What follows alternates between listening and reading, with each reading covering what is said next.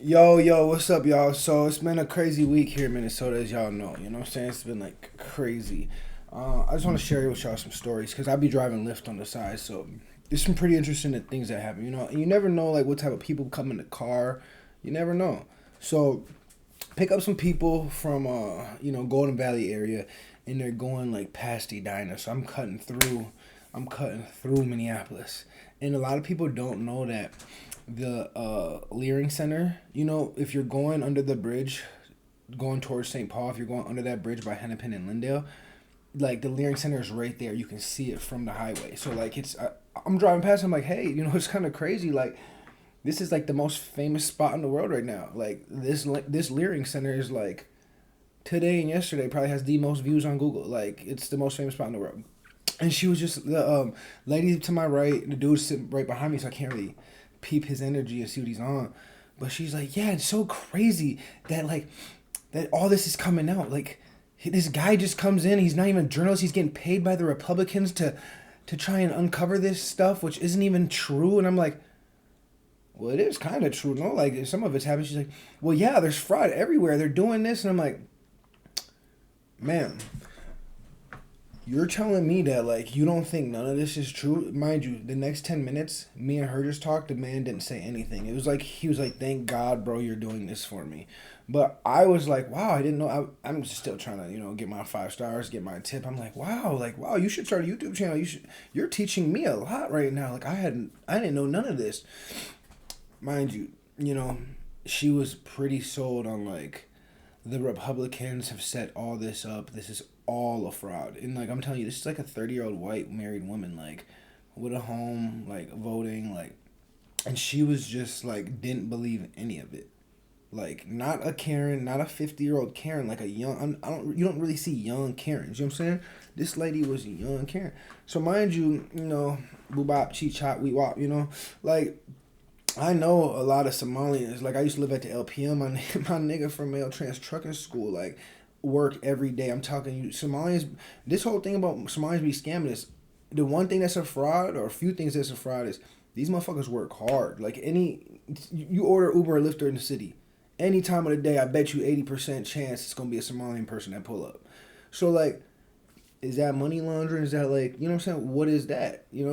Anyway, my man who owned the trucking school, he always working every day, and he take care of like a lot of people. I could tell I see his brothers, his cousins, his friends coming through. He's working every day. You know what I'm saying? Like this man be on it. And this my man Idris, my man Omar, like these people, I ain't mean to name drop. I don't know like if some, what I'm saying, but like these people be proper people, like top floor of the penthouse downtown, running trucking schools, teaching all the young kids how to like drive the trucks and do the shit, and like make a name for themselves and build something. So like all this fraud, you can like they right. You can't look at all Somalians and say this, but I will say last night I pick up a homie from like South Minneapolis, and he's telling me like how all South Minneapolis is off the drugs, like they all, what I'm saying. It's kind of crazy. But he's like telling me, finally halfway through the drive, we're going to Mystic Lake Casino. So it's like a 40-minute drive. So, about 20 minutes in, he starts saying like how all that all that Somalia talk is like crazy, and they think we're all scammers and they think this, and I'm like, well, yeah, like some of it is true, obviously, like you don't just uncover this shit and it's not true. Like he's like, well, yeah, like obviously people scam, obvious. I'm like, he's like, but the white people scam, the black people scam. I said, bro, the difference is the white people scam the black people. Like the black people scam the white people and the black people. You know what I'm saying? The white people scam themselves too, but y'all trying to scam the government, bro. Like, don't you see that's the problem? He's like, no, but it's not even that serious. It's like if you add a couple $2 here or there per hour or $3 an hour, like, I'm like, that's lying. That's literally scamming, bro. And that's not even like, that's not even the bulk of it. Like that's the smallest part. So it's so interesting, like how people could watch. If I don't know if they've actually seen that video, or if they just seen what the news says about viral video, right wing dude, da da da. Like I don't know if they actually ever saw the video or like followed up with it about like, oh, I dropped my kids off at 11. It's not open till 2. Like But it's very interesting to me how I'm in Minnesota. And I'm like, this shit is just logical. Like, it ain't hard to be like, oh, it was too loose of lines to be able to get this money, and people took advantage of it. It's not that crazy to think of. Like, if I knew about daycares and shit, I might have did the same shit. You know what I'm saying? Now, am I gonna be, facilitating the money back to Somalia? Da, da, da, like, who knows? If you a citizen, you can take your money. You can go to Peru. You can spend it in Australia. You can do it. If you illegal, they don't like when you take the money here and spend it other places. That's just how that shit works. But like I said, I've been to 20 some countries, every continent but Antarctica, and like anytime I've overstayed my visa, which I never did, anytime I would have, it would have been a problem. I've met people who did overstay their visas, and like one guy I met in Australia, no, it was Peru. Australia or Peru, don't remember, years ago. But he said like he was afraid to like even try and leave because when he leaves, he's gonna have to go through customs and they're gonna see like, dude, you overstayed your visa 60 days. Like you have a fine of this money dollars every day, and you either need to pay it or you need to go to jail. Like he didn't know if they were gonna let him leave and forgive his fines. So like, I don't understand the whole like, let them stay, let them stay. It's like even when I was in Israel, like you would sometimes clean off the whole bus. You clean off the whole bus just going from one city to another to make sure everybody was legal. To make sure everybody's legal or had their passes. Now, obviously, in Israel, it's different. It's more fucked up because they would let the Israeli people stay on the bus, and all the Palestinians had to get off. Then to get back on, they had to re-show their ID like 2-3 times. It was crazy. It was just like, and even American citizens, I don't even think always had to get off the bus. But it was crazy. So every other country in the world, if you go there and overstay your visa, you're going to have to leave. You know what I'm saying? I don't understand how like people are like, let them stay, let them stay. Like if I was in America, I've been to countries I loved, and I'm like, damn, I wish I could stay, and I can't. Because it's like, either I gotta buy a new visa, I gotta do this, I gotta, I can't. Like it's what it is. And now if a leader come in the country, and they're like, hey man, this is getting out of hand. Everybody's got to get the fuck out, and then I'll let y'all all in to once everything settles down. I'll be like, shit, whatever you got to do. You the leader of the country. You know what I'm saying? So if somebody would come into my door right now and be like, hey, you got to get the fuck out of here, I'd be like, dude, I'm a citizen, hear my shit. But it's like, no, you know what I'm saying? I literally would just go with it. I feel like I really would. It'd be like, for the 1% of times that shit might happen, if I got sent to Mexico and had to like work my way back to be like, yo, I was a citizen, and like, I understand the state of it right now, and I understand how when you're trying to catch a bunch of fucking salmon, you might catch some tilapia too. You know what I'm saying? When you're trying to catch some tuna, you might catch some fucking salmon. And so like, then when the salmon's in the boat or the tuna's in the boat, you throw the tuna back. It's not that fucking hard. It's like, yo, we coming to get illegal people. We mean well, but it's a fucking tough job. If we round up some people that's not, shut the fuck up. Get back when you get back, nigga. I understand that shit. But damn, I didn't realize how fucking lost people was. I didn't just realize how, like, obviously I've known for 12, 15, 20 years that you could tell somebody many, many facts and they could just be like, woo, woo, woo. But like, this shit is kind of crazy. This woman was telling me for like 15 minutes how the Republicans have paid this dude to do these things. And like, I'm just like, there's no fucking way. There's no way that you've seen all this information and you still going off that. But anyway, like I was saying, Somalian people are beautiful. You know what I'm saying? The first people originated over like, Ethiopia, Egypt, probably. Like this is like, that over there is where like the motherlands is and shit. I'm sure maybe, maybe it's in America, who knows. But like, I have met many's of Somalian people. I tell you, like, the Americans were doing PPP loan scams, just 4 or 5 years ago. You know what I'm saying? It's pretty much similar shit, except y'all are illegals and y'all can't be doing illegal shit. You can't commit felonies while committing a felony. You know what I'm saying?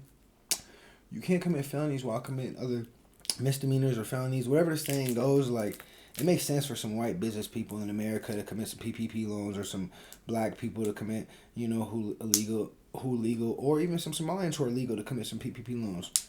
But when it's you're legal and you're doing this, or you're legal and you're frauding, and then there's a community, and like, that shit gonna get cooked, bro. It's really gonna be like, it's gonna make the whole the bad apple look like a whole bad apple tree.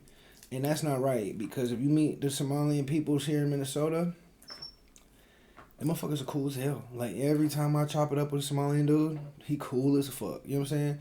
Now, I will be saying, when I was at LPM, I used to wonder, like, damn, nigga, how you get all that Supreme? Like, oh, you just immigrated here from, like, refugee? Now how the fuck you get the Chrome Hearts, cuz? Like, I need some Chrome Hearts too, bro. I'm rocking out my ex-shorty All Saints t-shirt, bro. Like, like, shorty done broke up with me who said I could keep the t-shirt. Like, this is what I got left from the relationship. How did you get that? And then people just hating on Donald Trump, you know what I'm saying? I was the one, I'll tell you this too, this is crazy. This is absolutely crazy. Like, I went to the fucking pep rally? That's high school. I went to the fucking presidential rally, whatever it was, the Republican rally. It was in Bloomington at some airplane hangar, and this was in 2015, 2016. Like, obviously, this is when everybody's talking about Donald Trump is racist, this and that. So I said, I want to go hear for myself what actually is going on. So I was the only the only non-white person there. Like, the only person with some white and something else in their skin. Obviously, there was a couple people who had, like, I'm sure a couple Asian kids there who were adopted by some white families. I don't fucking know. But I remember 10 years ago, 11 years ago, thinking, like, damn, I'm the only colored person here, I start listening, everything's making sense. This nigga's talking about, if y'all elect Hillary Clinton, she's part of the same organization, same family that's been controlling this country for the last 250 years. 240 at that time, 241, he said. I don't remember. He said America has been at war for like 97% of its existence. And he said if you elect Hillary, the same war will continue to go on. We will be in war. He said, I'm trying to make it so we can drain the swamp. It's been the same people with different faces in this political, thing since 1776. Like, let's switch it up. Drain the swamp. He said, if you vote for Hillary, it's going to be World War III. In 2002, there was 9 countries that weren't a part of the central bank or something.